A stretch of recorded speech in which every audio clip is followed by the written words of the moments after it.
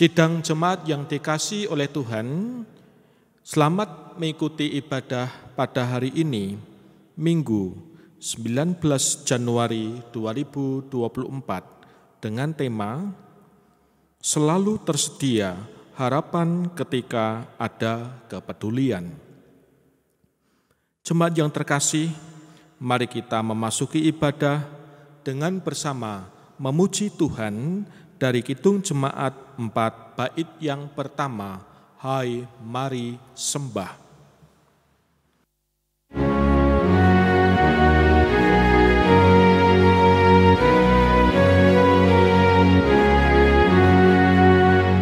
Hai mari sembah yang maha besar, nyanyikan syukur dengan bergema, perisai umatnya yang maha esa, mulia namanya, tatanya megah.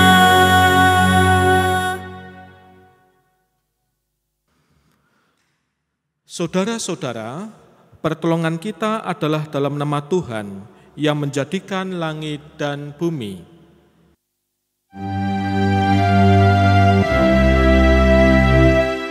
Amin, amin, amin.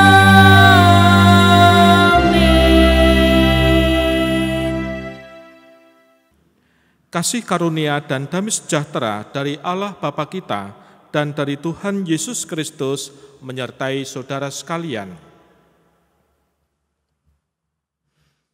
Mari kita memuji nama Tuhan, kita menyanyikan Kidung Jemaat nomor 2, Suci, Suci, Suci.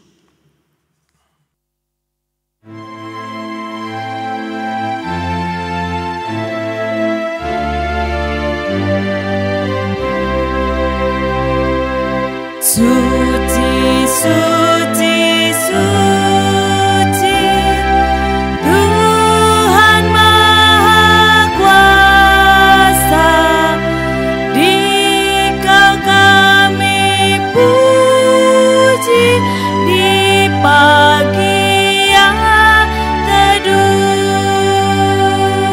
Suci, suci, suci, murah dan perkasa, Allah Tritunggal, agung namamu. Suci, suci, suci, Tuhan Maha Kuasa, patut kau dipuji seluruh karyamu. Suci, suci, suci, murah dan perkasa, Allah Tritunggal, agung namamu.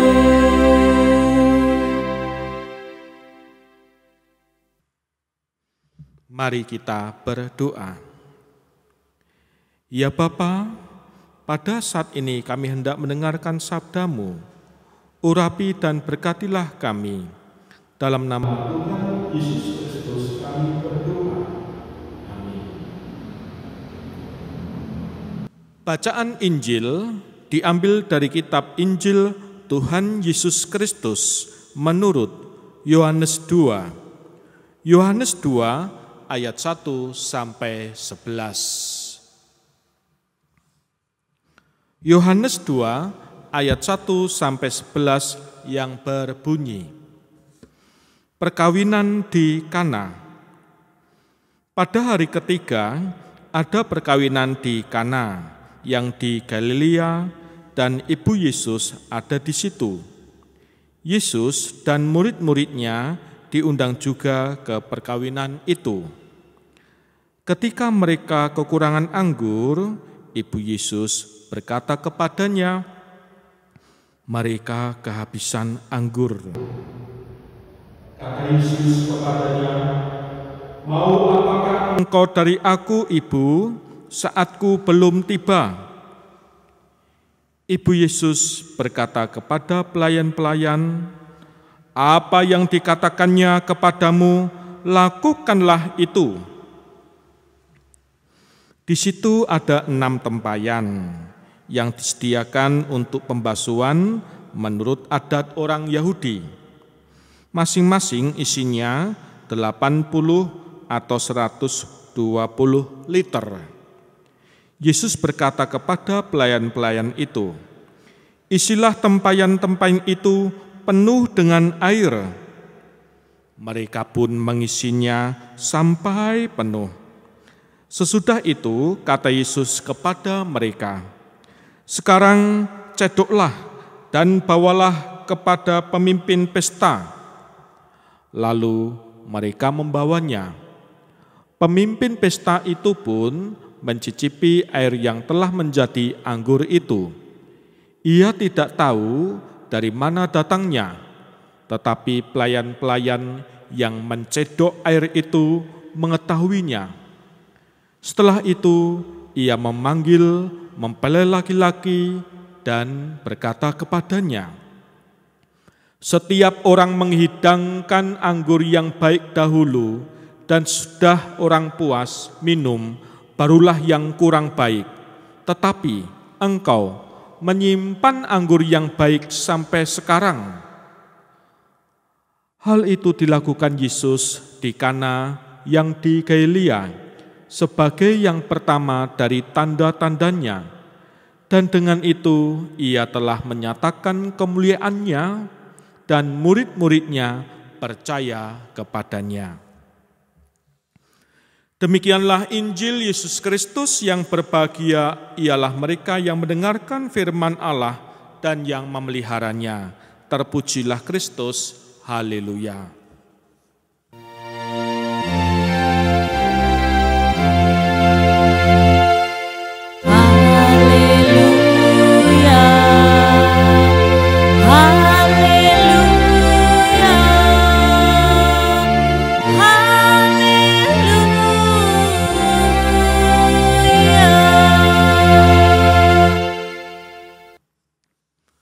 Saudara-saudara yang dikasihi oleh Tuhan, jika kita memperhatikan penjelasan tentang Tuhan Yesus yang dilakukan oleh penginjil Yohanes pada bacaan kita saat ini, rasanya kita akan mendapati nuansa yang sedikit berbeda dengan yang dilakukan penginjil Yohanes di pasal sebelumnya. Mengapa? Sebab jika di pasal 1 Yohanes dengan jelas menggambarkan jika Tuhan Yesus itu begitu agung, Tuhan Yesus begitu besar, punya unsur keilahian. Namun tidak demikian dengan gambaran Yesus pada bacaan saat ini. Dalam bacaan yang berkisah tentang perkawinan di Kana ini, penginjil Yohanes justru menggambarkan Tuhan Yesus sebagai pribadi yang tidak terlihat dan tidak terkenal. Buktinya apa? Buktinya kehadiran Tuhan Yesus di pesta itu juga hanya sebagai keberadaan Tuhan Yesus di situ kemungkinan besar tidak ditempatkan di tempat yang khusus, tapi berbaur dengan tamu-tamu yang lain. Kalaupun ada yang mengenal Tuhan Yesus dan mengetahui kemampuannya, sepertinya ya hanya Maria saja, Maria ibunya. Saudara, Perbedaan penggambaran ini kemungkinan dengan sengaja ditulis oleh Yohanes selain untuk menunjukkan bahwa keberadaan Tuhan Yesus yang di pasal 1 digambarkan dengan segala keagungannya itu, saat itu dalam posisi sudah menjelma menjadi manusia, untuk menunjukkan bahwa pada saat itu belumlah saat yang tepat bagi Tuhan Yesus untuk menunjukkan dirinya yang sebenarnya. Dan Tuhan Yesus sendiri terlihat begitu konsisten memegang ketepatan momentum terkait dengan saat yang dimaksud. Sekalipun demikian, betapapun Yesus begitu setia memegang ketetapan yang dimilikinya, dan kenyataan Tuhan Yesus tetap berkenan mendengar harapan dari pihak lain. Dalam hal ini adalah harapan dari Maria. Memang dalam negosiasi yang dilakukan oleh Maria tidak secara khusus menyebutkan harapan, permintaan kepada Tuhan Yesus. Yang dilakukan Maria saat itu hanya memberikan info saja bahwa tuan rumah sedang mengadakan pesta kehabisan anggur.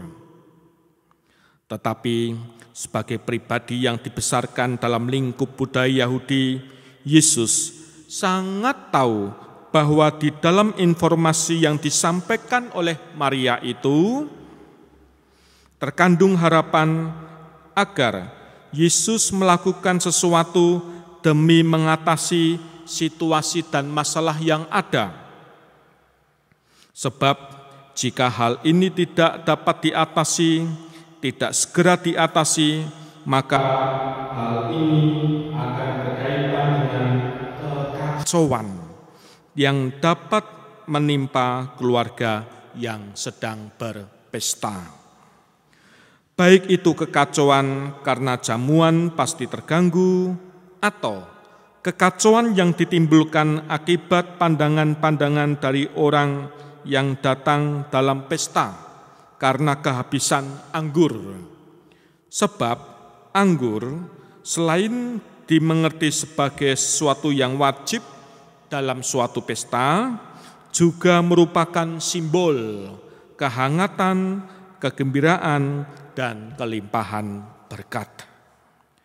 Saudara-saudara yang dikasihi oleh Tuhan, menariknya kepedulian Maria terhadap kondisi kritis yang dihadapi oleh keluarga yang sedang pesta bukan hanya diperlihatkannya dengan menginformasikan hal itu kepada Yesus, yang juga merupakan bentuk harapan agar Yesus pasti mampu mengatasi, tetapi juga diperlihatkan saat Maria dengan tegas mengatakan kepada para pelayan agar mereka mau melakukan apapun yang Yesus suruh kepada mereka.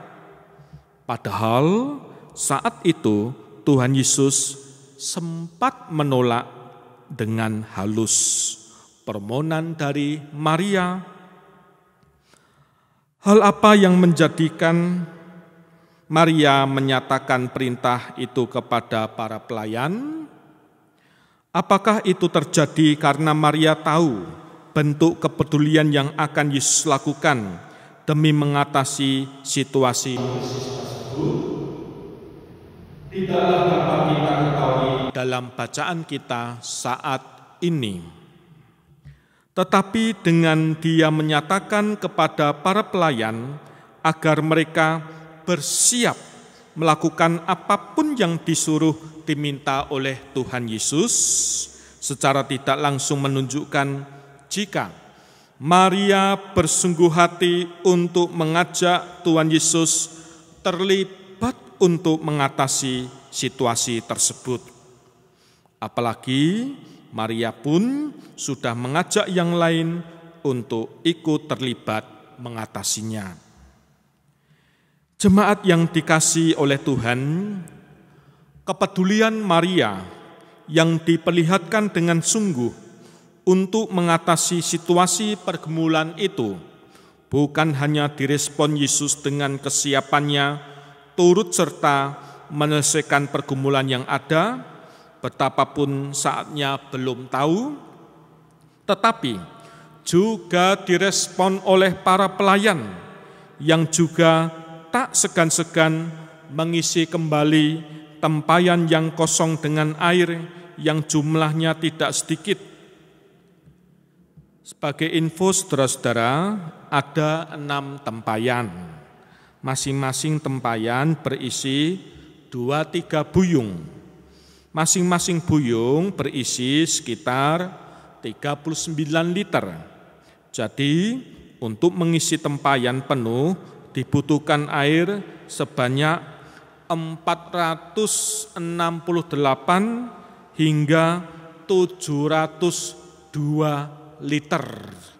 Sungguh banyak. Jemaat yang dikasihi oleh Tuhan, dari kisah ini kita mendapatkan pembelajaran bahwa kepedulian yang tumbuh dari hati seseorang terhadap pergumulan orang lain bukan saja akan menarik orang lain untuk ikut menunjukkan kepedulian, tetapi juga dapat menghadirkan pengharapan di tengah ketidakmudahan situasi. Saudara, kondisi kehidupan yang tidak mudah seringkali menjadikan banyak orang menjadi pesimis. Dalam situasi seperti ini, Tuhan mengajak kita, mengajak umat untuk menghadirkan pengharapan bagi yang lain, sebab pengharapan yang dari Allah akan sungguh dapat dirasakan ketika kita atau seluruh umat rela menunjukkan kepedulian dan kesiapan berbagi karunia kepada sesama.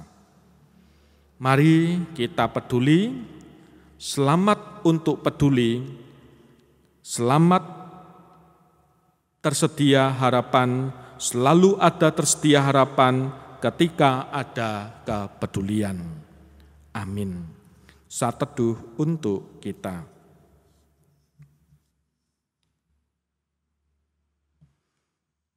Amin. Saat teduh selesai, jemaat berdiri, mari kita mengucapkan pengakuan iman rasuli. Aku percaya kepada Allah Bapa yang Maha Kuasa, Khalik langit dan bumi, dan kepada Yesus Kristus, Anak yang tunggal Tuhan kita, yang dikandung daripada Roh Kudus, lahir dari anak darah Maria, yang menderita di bawah pemerintahan Pontius Pilatus, disalibkan, mati, dan dikuburkan, turun ke dalam kerajaan maut.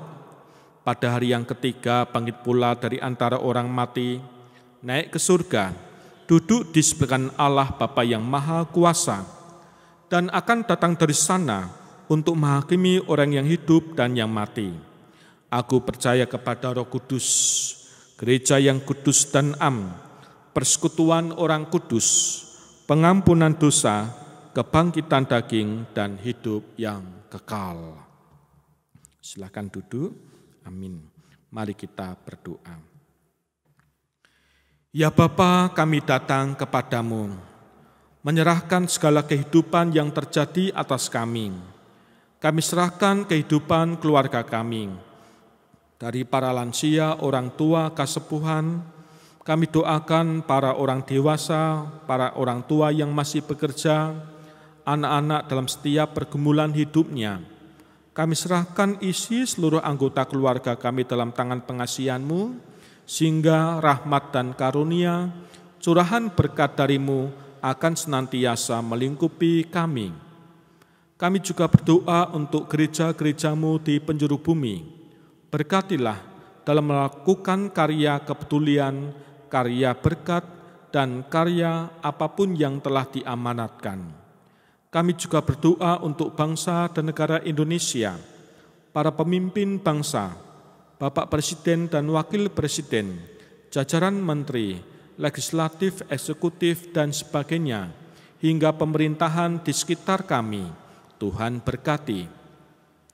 Seluruh doa ini kami haturkan dalam nama Tuhan Yesus Kristus.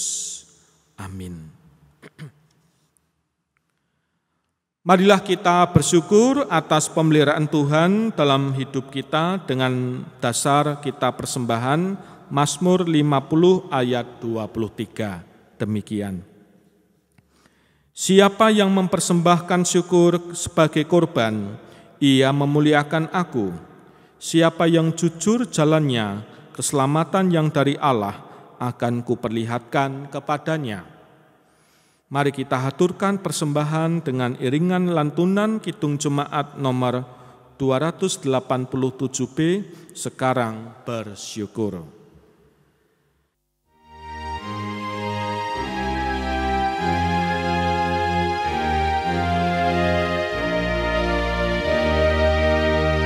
Sekarang beri syukur, hai hati mulut tangan, sempurna dan besar segala karya Tuhan, diberinya kita pun anugerah dan berkah yang tak terbilang terus, semula dan tetap.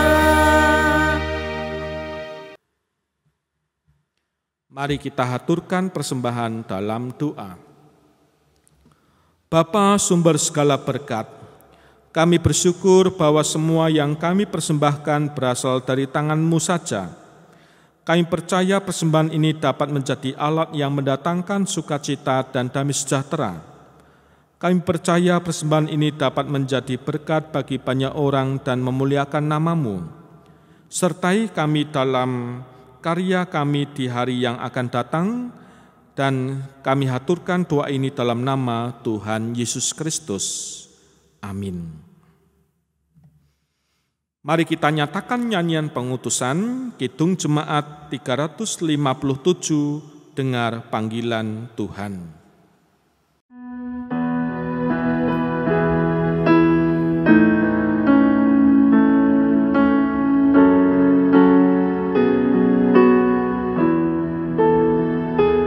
Dengar panggilan Tuhan, dan oleh kuasa-Nya kau jadi anak Tuhan, pelayan umat-Nya.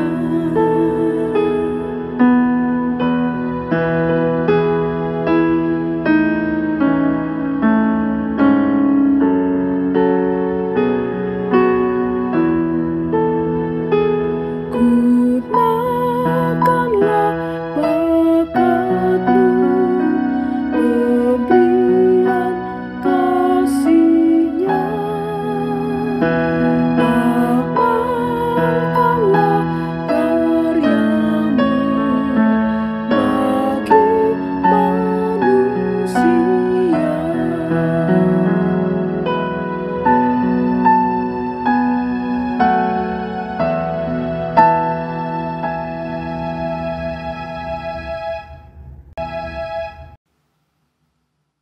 Mari kita hundur dan kita menyambut berkat-Nya.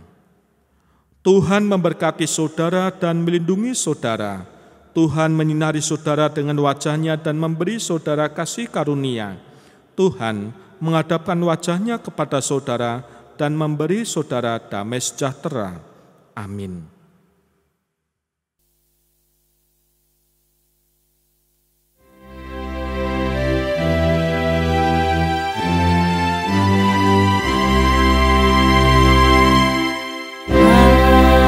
Haleluya, haleluya,